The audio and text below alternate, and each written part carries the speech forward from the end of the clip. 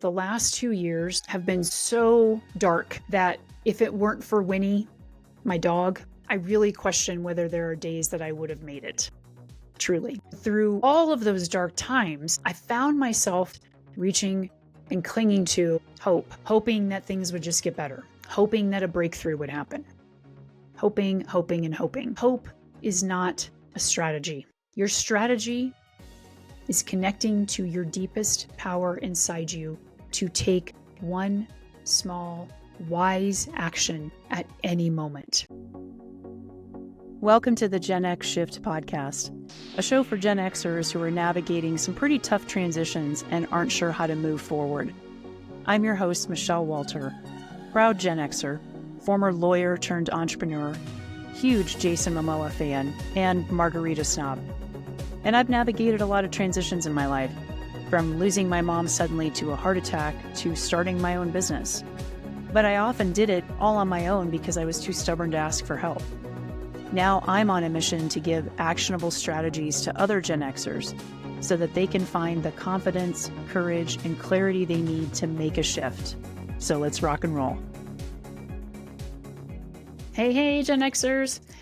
Welcome back to part 2 of this special series about rising from the ashes, how to ditch hope, take action, and breathe fire into 2025. And this is episode 30 of the Gen X Shift. I kind of can't believe it. This is a pretty good way, for me at least, to start 2025 with the 30th episode, although it's the second episode of the year, but whatever, we're still in January. So if you haven't had a chance, I invite you to go back and listen to episode 29. Because as I said, this is a 2-part series. And in part 1, episode 29, I talked about what hope is, why Gen Xers in particular have really drank the Kool-Aid of hope. And I highlighted 5 problems that I see with having hope. And all of that was to set us up for today, as I share a personal journey with me that I've had with you, a personal journey of mine with you, whatever it is. I'm not going to stop recording. I'm just going to keep going. Just staying in the present moment, going with the flow. And I also want to share with you the 3 things that are allowing me to rise from the ashes of 2024 and really breathe fire into my life and into 2025. And I'll let you borrow them if you want. So 2024, and honestly, the last 2 years, 2023 also, really kind of gutted me. I thought a few years ago that I had hit the height of my misery when I was in my mid to late 40s and I was still working as an attorney for the Justice Department. During those years, I struggled with profound depression and anxiety and suicidal ideation. And a big part of what started to pull me through that helped me heal, and that still helps me heal, is finding coaching and mindfulness meditation practices and teachings, all the things that I'm trying to bring to all y'all here now through this podcast. But because, as I know from mindfulness, nothing is permanent, everything is temporary, everything is constantly changing, I started to experience, I guess, a setback in some of the healing that I had been doing the last 2 years. And maybe setback is actually an understatement. The last 2 years actually feel like they've been worse for me than those years that I was really miserable for about 5 or 6 years as an attorney. For various reasons that I won't get into right now, I have been in pure survival mode in 2023 and 2024. Financially, emotionally, mentally, and spiritually. Just survival mode. Every single day almost. Some of that survival mode is due to some external factors. Some of it due to my own wounds that I'm still healing through, that I continue to work through. And a lot of it, honestly, is probably due to the physical and mental shit show that is menopause. all I can say is that the last 2 years have been so dark that if it weren't for Winnie, my dog, I really question whether there are days that I would have made it, truly. So through all of those dark times, I found myself a lot of times reaching and clinging to hope. Hope is often what I felt like I needed to get me through those dark times. Remember the awesome advertising campaign that I've made up for hope? Hope, the only light that can get you through the dark times. I believed that. A lot of times, all I did was hope and cry and hope and cry and hope some more and get up the next day and be disappointed and then hope again because I thought I got to keep hoping. I have nothing else left but hope. Hoping that things would just get better. Hoping that a breakthrough would happen. Hoping, hoping, and hoping. And remember what I said last time? You can hope in one hand and shit in the other and see which one fills up first. Well, the shitty hand was getting filled up real quick. The hoping hand, not so much. So in all of that hoping, what I started to realize toward the end of 2024 is a couple of things. First of all, that by hoping and hoping and hoping, I was ignoring and discounting the own light inside of me, my own light. I didn't need the light of hope. What I needed to do was tap into the light that's inside of me. And I'm going to talk about that in a moment. And I also started to dismiss or not even be aware of my own power to take action. Remember, I said in episode 29 last week that the only control we ever really have is over our response to what's happening. I felt completely out of control. Things were completely uncertain, which, as I said last week, we hate. Human beings hate lack of control and uncertainty.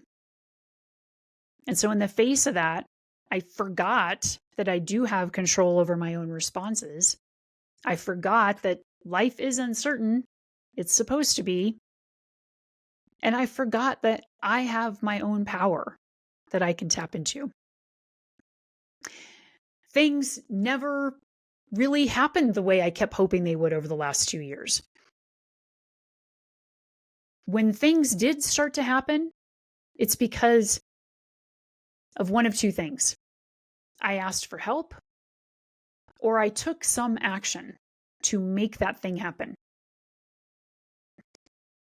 When I was able to sit with my grief, loneliness, despair, disappointment, anger, frustration, when I could sit with that and allow it to be exactly what it was without escaping into the future with hope, I could actually find some space around it. And I could tap into the power and the wisdom inside me and take an action, take a small, tiny step. And sometimes that looked like asking for help. Sometimes it looked like taking some other action on my own. Some days it was literally just breathing. It wasn't hoping. So in the final weeks of 2024, I realized that I was done with hope. For my own sanity, I needed to be done with hope. Not from a defeatist place, not from the place of feeling hopeless, but from the place of I wanted to come back to myself. I wanted to find my own light instead of relying on this false light of hope to get me through these dark times. So on December 31st, I was in bed. Winnie and I were in bed at like 9:30, lights out. And I woke up on January 1st at 3:30 a.m. to go for a hike. I meant to wake up at 4:30, but I was wide awake at 3:30. And I noticed that I didn't have an ounce of hope in me. I didn't hope for anything. It's not that I don't want things. It's not that I don't have goals. I just don't hope for them. And the first image that came to mind as I noticed that hope was out the door was, as I mentioned last week, this image from the scene in Game of Thrones where Daenerys Targaryen, Khaleesi, walks into the flames of the burning hut where her husband, the Dothraki Lord Jason Momoa, God love him, where he had died. And right up to that moment, nobody believed that she was the mother of dragons. Nobody believed her. Nobody. She believed that she was. So she took her 3 huge dragon eggs, walked into that fire with the confidence that only a badass mother of dragons could have. She didn't walk into those flames thinking, well, hope this works out. She believed with every cell in her, with her soul. She believed that she could walk into that fire and emerge as the mother of dragons. And when we see her emerge the next morning with everything burnt and everything in ashes, and she rises up out of the ashes, clothes burnt off of her, ash all over the face, with 3 baby dragons on her back. We don't see a woman who was filled with hope. We see a woman who was so connected to her own power that she didn't question what she could do. She didn't have to hope for it. She just knew it. And she came out with that fire inside her still, ready to breathe fire on anybody and anything that got in her way. That's how I felt on January 1st of 2025. I felt like motherfucking Khaleesi, the mother of dragons. I emerged from the ashes of 2024 and 2023, and I left my hope back there to burn and die in those ashes. I'm not taking hope into 2025 with me.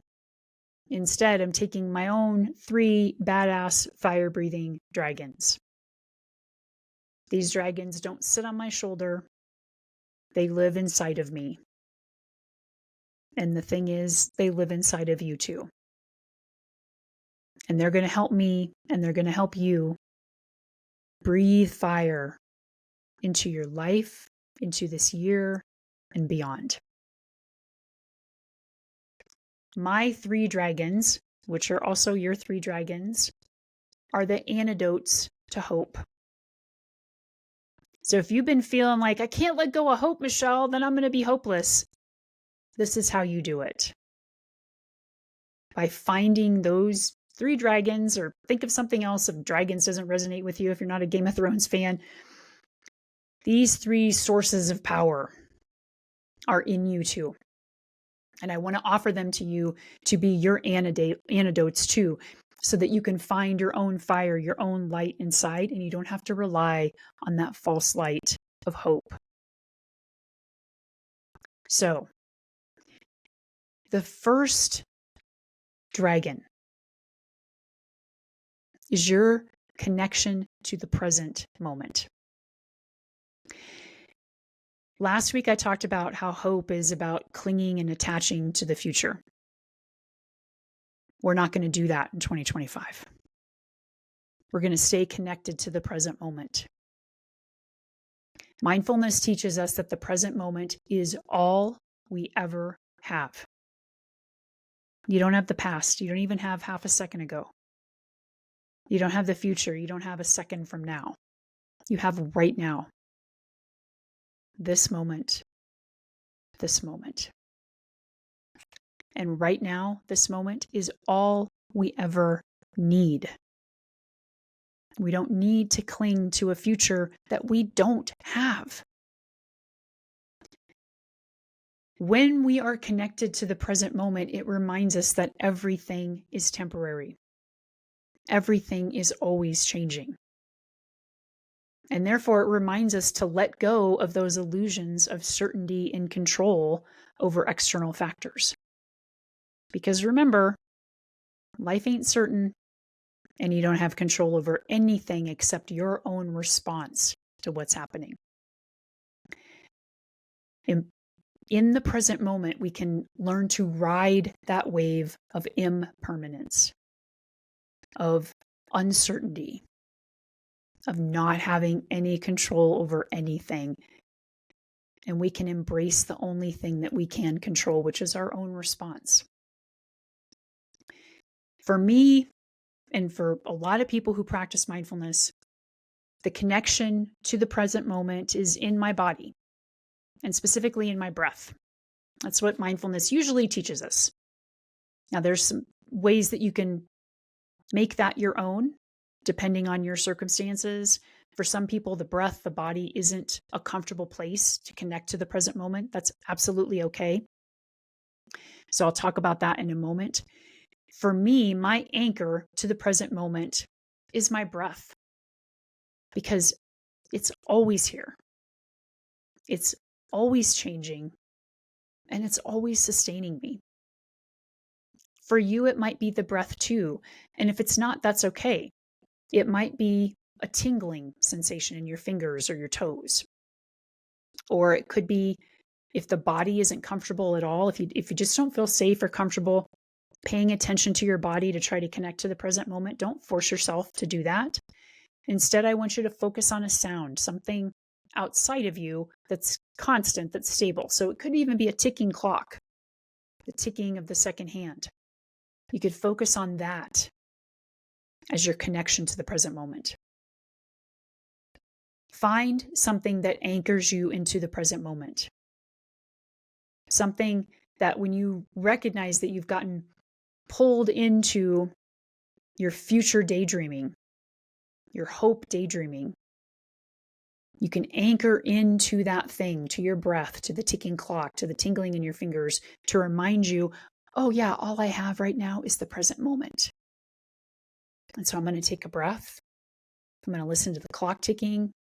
I'm going to notice the tingling sensation in my fingers and reconnect to the present moment. Because by anchoring in the present moment, we can stay connected to the fire inside of us. And that's what I'm going to talk about next. Because the second dragon, the second source of power you have, is connection to yourself. So, as I said, the body usually is kind of the portal to the present moment. You always have your body with you. Everywhere you go, you're in it. And it's not just our body that we're connecting to. We're connecting to our spirit, our soul, our essence, whatever you want to call it, to the energy inside you, to all the protons and the neutrons and the atoms and the molecules and everything that's coursing through your veins.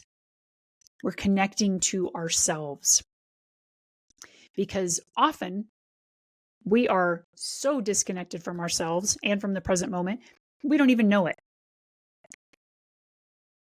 When the moment sucks, we have a desire to just escape it.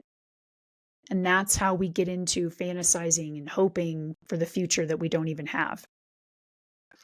So we spend most of our time disconnected because we don't like what's going on in the present moment.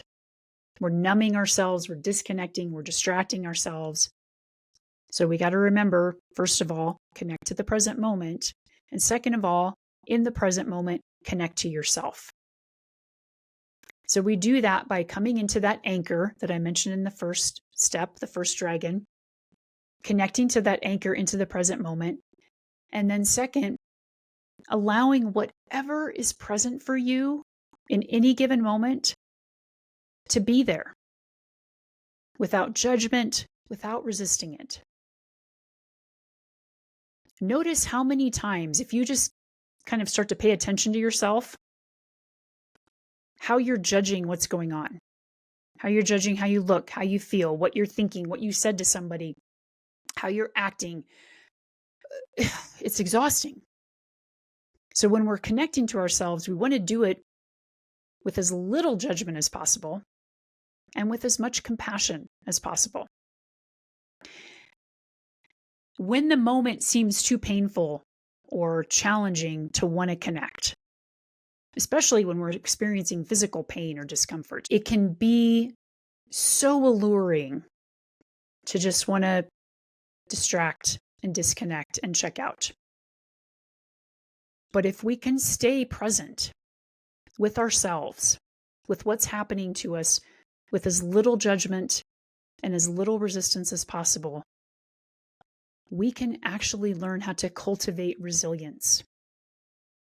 I mentioned that last week. That was one of the problems with hope, is that it deprives us of the ability to stay in the present moment and grow and learn and develop resilience. This is where it pays to have an established mindfulness practice. And I get it. You may not. That's okay. Reach out to me. I can help you start to kickstart your mindfulness practice.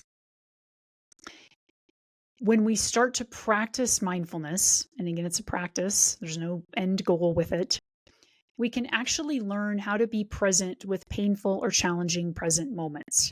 We can even learn how to work with physical pain. We can learn how to titrate, kind of come in and out of the pain. So trust that there are ways that we can learn to connect to the present moment and connect to ourselves that are much better for us than if we check out and leap into the future with hope. If you are experiencing a really painful present moment, whether it's physical or emotional pain, I don't want you to, again, force yourself. I got to stick with it because Michelle said I have to be in the present moment. That's not what we're talking about doing. What I want you to do is treat yourself like you'd treat a good friend who was also experiencing that kind of pain. And that means showing yourself some kindness, some compassion. So if you can connect to the present moment through your anchor, number one, and number two, then connect to yourself and notice this pain sucks. I don't want to be here with this. This isn't for me. I want to focus on hope. I want to invite you to just show yourself some kindness in that moment. Say to yourself, yep, this sucks. This is really painful. You're doing the best you can do. You're trying this mindfulness crap out that Michelle talked to you about. We're going to try it for a little while, and then I'm going to go find some hope and fantasize about the future. That's okay.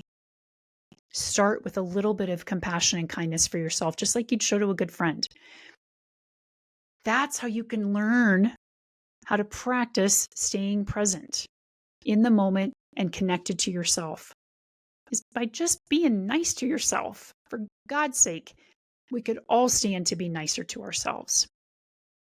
Connect to your pain, to your heart, and connect to compassion for your experience.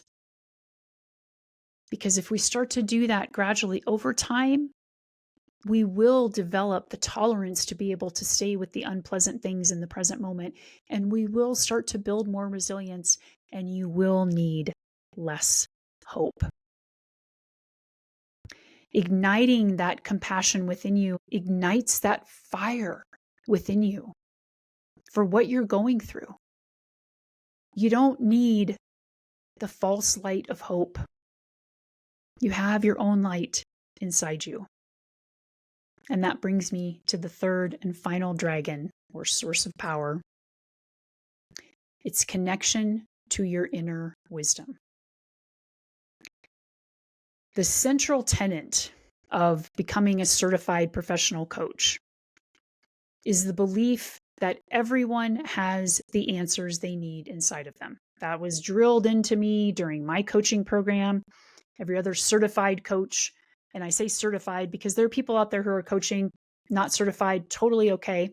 Maybe they believe this too, but this is a central tenet of becoming a certified professional coach, is that as coaches, we believe that our clients, that you have all the answers inside of you. Sometimes we just need help excavating those answers because they're buried under a lot of stuff. So deep inside of you is your flame, your fire of your own wisdom. The problem is that we're so conditioned to want to disconnect as soon as shit gets hard that we don't know how to do that excavation. That's why I have a job as a coach, right? They help people do that excavation. When something happens that creates uncertainty and lack of control, we get triggered into some kind of survival mode. And that survival mode prevents us from being able to tap into that inner wisdom because we are purely concerned about surviving. And that means we only want to fight, flight, freeze, and maybe fawn. Survival mode never feels good, and so we resist it. We try and get rid of it somehow.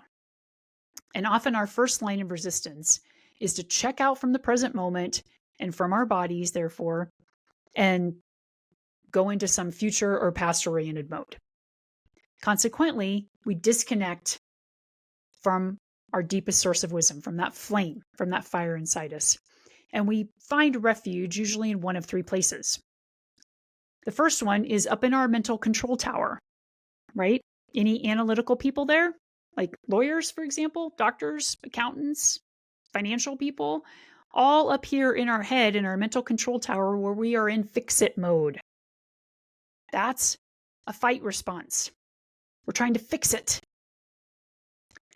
The second place that we find refuge is in shutdown mode, where we just check out, self-medicate, binge watch Netflix for a week.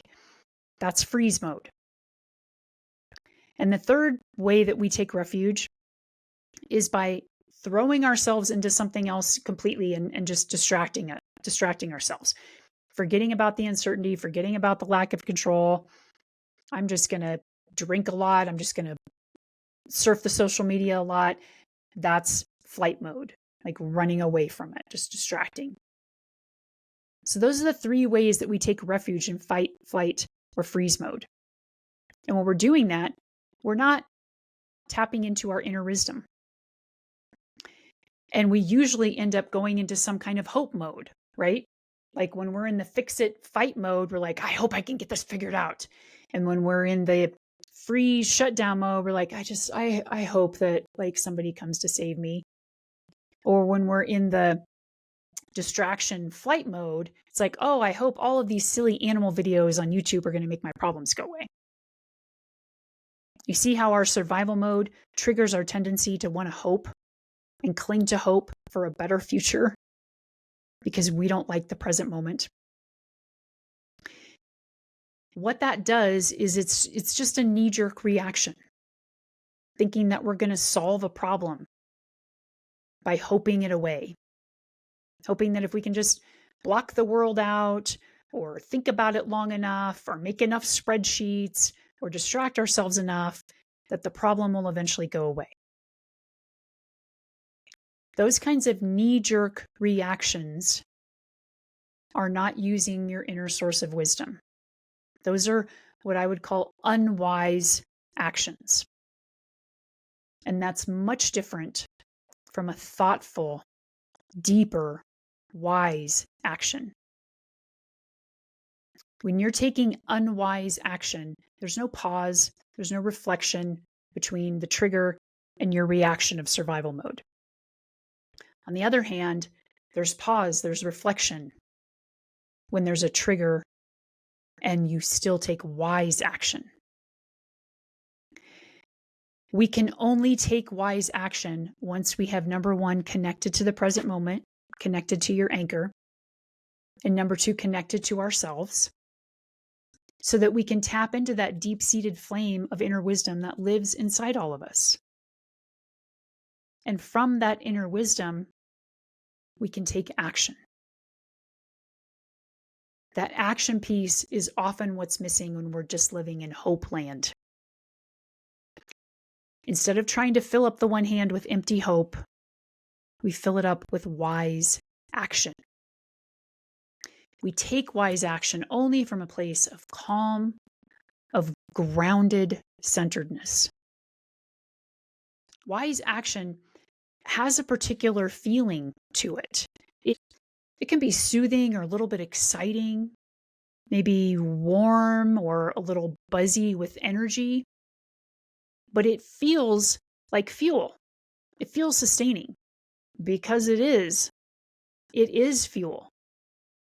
It's that flame inside you having life breathed into it, so it's getting bigger and bigger. Unwise action has a particular feeling too.